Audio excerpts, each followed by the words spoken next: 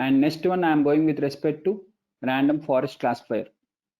Once again, I'm taking for the same data set. Once again, I'm taking the same data set.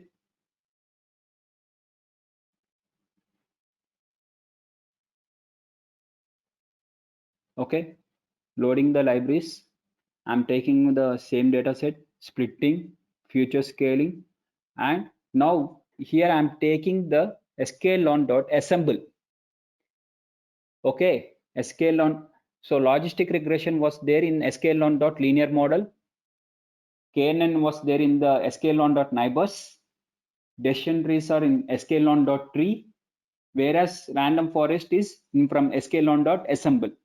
So from sklearn.assemble, import random forest classifier. So once you import the random forest classifier, in this random forest classifier, just you take the hyperparameters as n estimators. N estimators means total number of trees, how many trees you want. Because random forest is completely dependent on the trees, right? So you have to give the trees, how many trees. So here I'm selecting the number of trees as 10, and I'm selecting the criteria as entropy. So it is going to make with respect to entropy, and it is making with respect to total 10 decision trees, and out of these 10 decision trees, it is going with respect to count voting. Based on that, it is going to give me the predicted class whether it is 0 or 1. Okay, so here once again I'm testing the same thing, and I'm plotting the confusion matrix. Once again I have plotted the confusion matrix. Okay, now let us apply the grid search CV. So here I'm taking for different n estimators, different values, and the maximum futures as this one. So here I'm applying the grid search CV, and I'm taking with respect to that, and I'm calculating the which is the best one. Okay, for different n estimators and different maximum futures as the parameters, and it is combining all the things. So here what it is doing is, first it is going with respect to 26 trees with respect to maximum of 2 futures, 64 trees with maximum of 2 futures, 100 trees with respect to maximum of 2 futures, 128 trees with respect to maximum of 2 futures, and 200 trees with respect to 2 futures. Like this it is going to take. So what is saying? There is an error. What is the error? Let us see the what is the error. Okay, next, it is identifying the best parameters. So what is the error means? Because here in this data set I'm having only 2 features. In the input I'm having only 2 features. There is no 3 and 4. If I'm having more than 10 features or 15 features, then I'm considering the maximum features as 2 or 3 or 4. Like this I can give.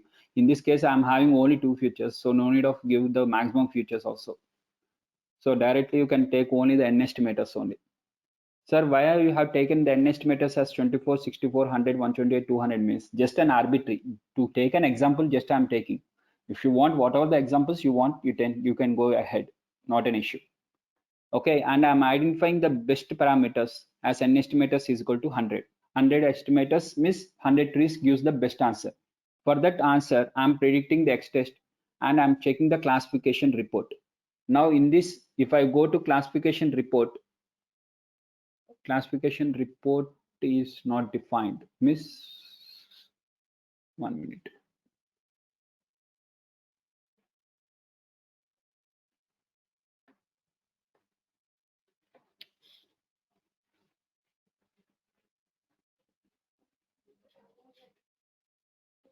So now I'm getting the test accuracy as 0.91. Similarly, I'm plotting this confusion matrix also. Just I will use this plot confusion matrix.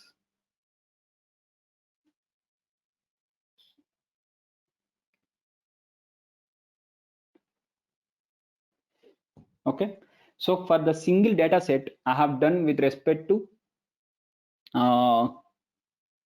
logistic regression, KNN, decision trees, and random forest. All the models I have applied for the same data set, right?